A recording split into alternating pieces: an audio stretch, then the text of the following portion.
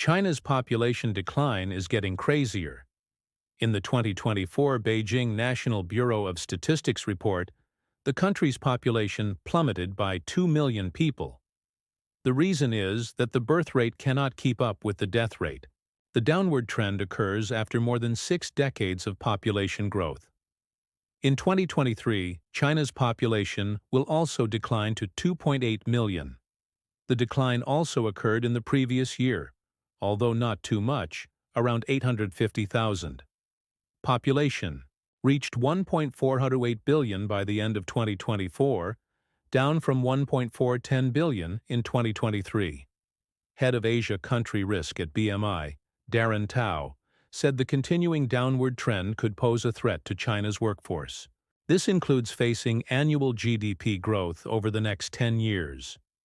The Economic Intelligence Unit, EEIU, says the population will shrink by 2050 to 1.317 billion. Then it will decline again by half, reaching 732 million in 2100.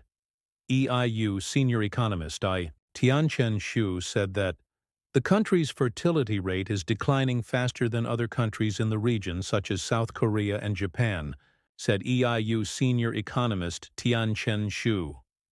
Tay from BMI explained that the increasing costs of looking after children is the reason why Chinese families are reluctant to have children. According to him, this is because they live in developed countries.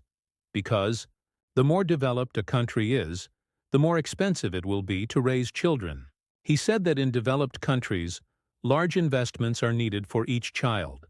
The more advanced an economy is, the more skills economic actors must have, and thus, the investment required for each child will increase by that amount.